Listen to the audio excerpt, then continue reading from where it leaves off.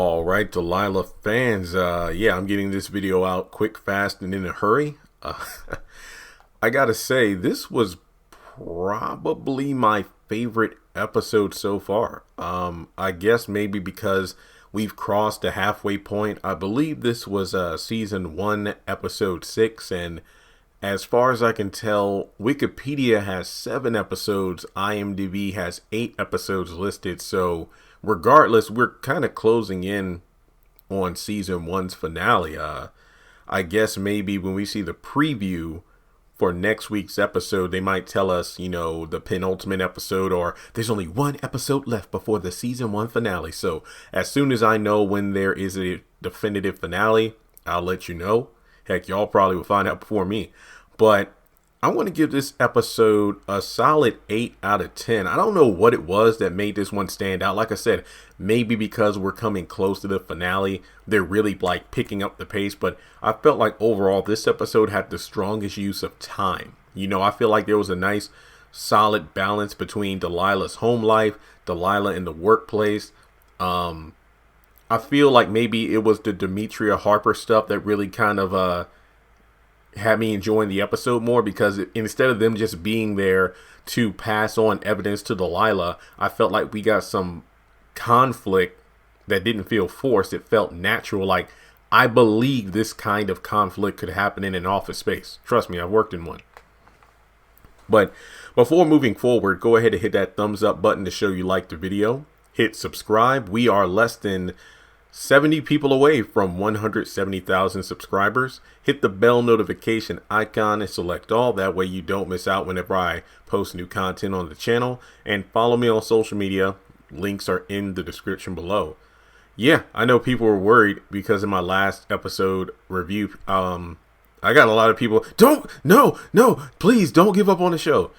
After tonight's episode, I think it's safe to say I'm gonna still watch. If there is a season 2, I'm gonna still watch, because this episode, the pacing was great. So, apparently, Delilah was, locked up all night, and Mace was, covering for her babysitting because it's the next morning. I mean, the line that got me is when little man was like, "Well, I'm hungry. Have you ever had an Egg McMuffin?" "No." "I'm about to change your life." I want to be honest here. I don't think I've ever had one, or if I have, maybe it was so bad I never had it again. I'm more of a McGriddle man myself, but Maya's mad because Delilah wasn't there, so she wasn't able to sign up for an audition in time for the prestigious school she can go to with the violin. So Demetria actually was the one to bail Delilah out of jail. I think she said Harper actually direct deposited the money back to her, so like Delilah said, "I pay you back, but it's all good, it's already handled." And turns out her dad was kind of watching from a distance as opposed to getting involved himself. And there's some information because Leah's computer, remember, I believe it was her phone and computer that were robbed from her apartment. They were found in the dumpster not far from her apartment. And the thing is, Delilah's dad actually got a backup of the file, so that's good. Harper and Demetria go back and forth about Delilah needing to recover, because of the fact that, well, actually, it felt like, not just Delilah, but Demetria, because, well, Delilah and Leah, because of the fact that Delilah, she just got arrested. So Harper's like, that was a traumatic experience. She spent all day, night in the, in jail, not to mention not being with her kids, so she's probably a little flustered. Not to mention, on top of that, Leah just got robbed, so she's probably dealing with the emotions of that. But Demetria on the flip side is like, well, maybe we could use that emotion to fuel this case, using the anger, the rage, the sorrow in order to fight back with everything they have. So then we have Gordon, who actually is talking with his girl, Keita. And, she came over because she had forgotten some books. Remember last week, she had enough. Like, look, I'm tired of waiting around. There's only a few weeks before I have no place to live. I'm ready to move on in the next stage of our relationship. But no, I can't do this anymore. She actually forgot some of her books. She comes by, but Gordon's like, hey, tonight you can meet my kids. Keep the key. All right, so Delilah and Tamara actually chatting. I believe Tamara actually called Delilah as she was at home getting ready for work. And she pretty much checking on her friend and says, "Why didn't you call me when you got arrested to go look after the kids because you know I would have stayed. But then Delilah's like, well, the thing is, if you would have stayed, if I had called you because I got arrested, then that means the Gary Shea files could not have been used in court because of the fact that you on the opposing side in this case could have used that against me. And then the conversation came down to being a good friend versus being a good lawyer. It's not possible for them to do both. So then we go over to Nate, who's being handed the divorce papers from Andre, of all people. I should have caught this in the preview, but I didn't. Basically, his friend betrayed him, and, his wife now wants a divorce. So that's a damn shame. All right, so Leah is getting grilled by Demetria for, incriminating evidence. Like, look, is there anything that, you're hiding from us? Anything, on the computers, the laptop, basically the devices that got hijacked, was there any incriminating evidence on there that could destroy us in court? Because remember, with the whole Gary Shea files not being able to be used at this point because of Delilah's arrest, they need to pull all the stops. So, Leah, as Harper anticipated, was still flustered about what had happened during the break-in. But Demetria is like, hey, we need to use that emotion to really fuel our case. So she decides to step out just for a moment to collect herself, and then she'll be able to give them everything they need. So they talk about the fact that, all right, so whoever broke in had a key. Who has one? Obviously Leah, but she didn't lose hers. Kind of like Tyler Perry's sisters. Remember when Gary was like, my house keys, apartment key, everything's gone. And then, of course, Jasmine used those to break into the Andy's apartment, but that's another show. So Fred has a key. Leah's mom has a key. And then it's the thought, what if Fred had a copy of the key made? Dun, dun, dun. So then we go over to Harper and Delilah. And I believe, Delilah was just taking a moment to speak with Mace about the whole situation, thanking him for watching the kids. And then she also like, hey, Maya, I don't think that she bought the cover story I told her about you being at work all night. But Harper comes in briefly with some information, and Delilah knows that something's off. And of course, we as an audience know that it's because Demetria is kind of plucking a nerve with Harper, not because of the plants or the window stuff, but mainly because of the fact that she knows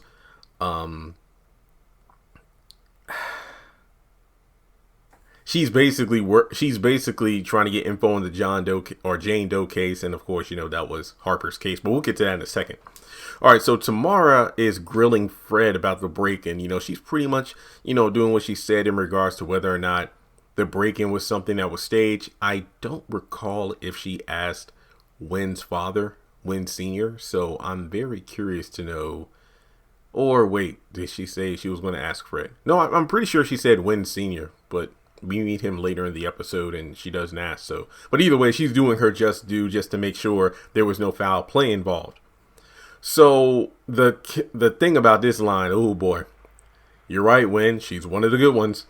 So basically, there's a dinner tomorrow night with Wynn's father about being partner and to bring Casey. So right then and there, it's like, wait a minute, one of the good ones, bring Casey. Yeah, it's probably one of those cases where it isn't just about, Tamara being partner, but more so you have the deputy mayor there with her. So that's probably something that's going to be utilized. So it's a win-win for everyone. No pun intended. So Demetria and Harper have a brief, powwow talking about, everything they've gathered. And she hears the fact about Harper being in law school. I believe it was at the beginning of the episode when Delilah was bailed out of jail. So, Demetria was wondering, why didn't you finish law school? And she says, just the timing. It wasn't the right one. And of course, as soon as Demetria was like, hey, there's this one case I want to get some information on. And remember, it's Harper's case. But, Harper doesn't want to talk about it. So she keeps badgering, well, if you decide to go back, don't worry, I can help you. He's like, fine, I told you I could think about it. Okay. So then we have Maya and Delilah chatting about the fact that all the auditions for the school she wanted to attend was full. And if Delilah was around, there would have been a chance that she can get a position. However, she wasn't there. So she actually reveals that, what? I was arrested because, as May said, Maya wasn't buying the working all night story. Her son comes in, overhears what's happening, And, hey, it was a misunderstanding involving a case I'm working on. I didn't do anything bad. I'm okay. There was no negative run-in with the police. That was a good moment because, in the midst of everything that's been going on, again, between black people and the police over the past few days, this was just a real moment because, yeah, you have those conversations like, even if it's something as small as just hey, tail light was out. It was a basic traffic stop, but don't worry, guys, I'm okay. That's really a big deal. It really is. Like, it's a blessing itself just to, have a non-lethal, violent situation with the cops. Hey, something happened. I was detained, or I got a ticket, but I'm okay. That's some heavy stuff. Heavy stuff. Okay, so Gordon actually comes in because it's his turn for custody to keep the kids for a couple of days. And when he comes in, he notices the mood's off. Hey, what's going on? And Delilah mentions how she was arrested.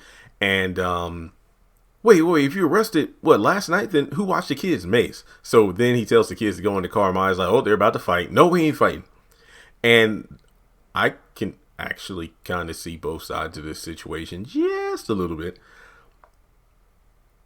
Last week, Delilah was like, no. My kids are not staying with you at all. They are not going to be in the same house as that woman in regards to, obviously the student that broke up their marriage. But he makes a good point. Well, here's the thing. I had the decency to tell you about my girlfriend, yet in this situation, you didn't call me the kid's father when you got arrested. That's a very valid point. But either way, I'm not a parent. All right, so then we go over to Casey and Tamara jogging, and honestly, this was one of my favorite moments between the two because it had nothing to do with Delilah. I mean, typically, whenever Casey's on screen, it's only because Tamara's upset, and he mentions how, look, why don't you just call your friend? I know you're upset. I know you want to talk to her. Just do it. But it felt like this was the first scene where it was just them in regards to what's going on in their lives. So basically, she talks about the dinner invite with the Winds and the fact that I just want you as my fiance, not as the deputy mayor. I like that. I like that. Because I really do feel like Tamara was kind of reeling from that one of the good ones thing. So she knows, I know this is a package deal. It's not just about me being partner, but also, I'm with the deputy mayor. I see what's going on here. So then we go over to the next scene. Gordon is with the kids and he introduces his girlfriend, Kata. And they're, I made brownies and, we're going to have a fun dinner. They're playing charades. Is that what it is? I don't know. I haven't played a group game in years because, don't really have a lot of visitors at the apartment. But I know it was a game where they're trying to guess what's... Oh, yeah. I know what it... Yeah, I forgot. But in any case, they're having a good time. And Maya actually has a conversation with Kata just briefly. Oh, so you're a professor? Oh, no, I'm a student. Oh, and then she realizes as soon as she hears the name of the school she's at, you could just look on her face and I'm like, this is Delilah's daughter. I love that so much. All right, so let me flip the page here of notes because I got 2 pages of notes here. This was a good episode. So we go over to Delilah and Nate. The little man Dion is, sleeping on his lap, and they're going over the divorce papers. Basically, it's a situation where Christine wants the house. She wants full custody, but Delilah got her brother's back. This is just a cry for, intimidation. She just wants the house. She's trying to threaten custody, but it's pretty much abandonment. The fact that your son was staying with me for pretty much 6 months and she just left. So Delilah got her brothers back. I like that. And apparently Christine said that she would pick up Dion from Delilah's house tomorrow. So that's a change of pace because usually she doesn't feel like it. She's too tired. But she comes by for little man this episode. But then we go over to Maya talking with her dad about the divorce and how, she's the woman that caused the divorce, but then her dad's like, hey, it's more complicated than that. She doesn't like her, she doesn't want to play house, but it's like, look, I'm your father, so respect me by respecting her. So then Fred actually calls Leah multiple times. I thought she was going to answer the phone, but she didn't. I knew in the episode preview we saw Fred at the door, which we see at the tail end of it, but she just keeps ignoring the phone calls. All right, so Delilah, this is full mom mode. This is like, I just love moments like these in shows and movies where the overworked mother who who their child might feel like they're neglecting them by not taking part in their interest. Her mom is doing everything she can to secure an audition for her daughter. It's like, hey, I have a law firm, we work in like discrimination cases or whatever, we can help out if you need any help. Pretty much you scratch my back, I scratch yours kind of thing. I like that. The fact that she was willing to do whatever she could to get her daughter a shot. All right. So she actually gets a call from Jamal as well because of legal advice she might be able to provide about tax. Oh, I'm sorry. Tax proposal. My bad writing. A tax proposal, and she, could possibly help him out over a cup of wine tonight. All right. So Demetria and Harper both have great evidence that wire transfers could be utilized in the case. And then there's a standoff as soon as Demetria says law school, and turns out, they go back and forth after Harper and Delilah step away. Demetria over here is like, look, you've been giving me the side eye since day one. What's the real issue? And then she brings up the fact like, look, I was the person. I'm Jane Doe. I was the one. My first year of law school, racist cops arrested me, and they couldn't fathom a black woman riding a nice car. Next thing you know, I'm in a mental hospital. That's why I didn't finish law school. And Demetria is speechless because it's like, oh, damn, I didn't know. So I really like this scene. I felt like this episode truly gave everyone a little piece of the pie, as opposed to, an equal share of the pie instead of, just kind of being cameo appearances for the sake of this case. I really felt like we got to know the people in Delilah's law firm just a bit more. I like that. All right, so then we go over to Dion and Delilah. They're waiting for, Christine to show up, and trust and believe I can relate to what he's going through, where it's like, a parent says they're going to do something, but they don't. And you hear it so many times that you don't believe it when they really come through for you. And she comes by, and just notice how Christine, like, this is probably the most bright and happy we've seen her. Because usually, she's just in bed with Andre. She's like, yeah, okay, whatever. Whenever Nate's around. But in this situation, hey, son, let's go have some fun. And then Delilah, give her the side eye. Yeah, okay, yeah, all right. And then as soon as she closes the door, you can tell she misses her nephew. I mean, it's been, 6 months? It makes sense why she'd miss him already. But yeah, the look on his face when he heard the knock on the door and, he got up to grab the, rolling backpack and all. I'm just like, hey, man. All right, so then we got Delilah telling Maya that I got the audition. But even though she's happy, it got kind of canceled out due to the fact that she realized Dad's girlfriend is the woman that, he left you for, isn't it? Because he had the affair. And due to the custody agreement, as much as she wants Maya to come home with her, she can't do it. So she has to save her for Dad. So then we go over to the dinner, the Wynn family dinner with Casey and Tamara. And really, this was a great scene. But to really sum it up, Tamara just tries to hold her own. Basically, like she was asking Casey, hey, fiance, not deputy mayor. And it's like every time she kind of puts herself to the forefront to, mention why she should be partner and whatnot, she kind of gets sidetracked because, Wynn Sr. would mention Casey's accomplishments and, possibly running for Senate and things of that nature. So it's really, really, really, really hard for her to stand out. But I did like the fact that it was brought up, oh, if you make partner, but if Casey runs for Senate, wouldn't you, be on the campaign trail? And then Casey, I believe it was Casey who said, well, Dr. I forgot the last name. She didn't, step down from her, job for her husband. So I don't see why Tamara would either. And I love how Tamara had her man's back. It wasn't just about her trying to sell herself, but also saying, oh, Casey, I know that if he were to run, he wouldn't need me on the campaign trail kissing babies and whatnot. He's capable. And then she actually makes a very valid case when she was asked, like, why would you be interested in being partner? No nonsense, to the point. And after they step out, Tamara and Casey, she's kind of upset. It's like, you didn't mention the Senate. And it's like, hey, don't worry. It's like, if I were to fully decide to run, you will be the first person to know. You know how people talk. But apparently she made partner. I don't believe it was finalized on screen, but before the dinner was over, Tamara was partner. And I'm like, damn, this is awesome. But at the same time, it's like, I believe Wynn said something interesting, oh yeah, Tamara, she's as cutthroat and ruthless as you are, Dad. I'm like, I don't know about all that. I mean, it's the moral principle. I feel like Tamara's morals, it's just one of those things where you go into a certain job and position thinking you're not going to become part of quote unquote the system. It's like, I have morals, I have high standards. I'm not going to be low down and dirty. But once you get a taste of that Kool-Aid, when the money starts coming in and the notoriety, you realize, morals. I want that money.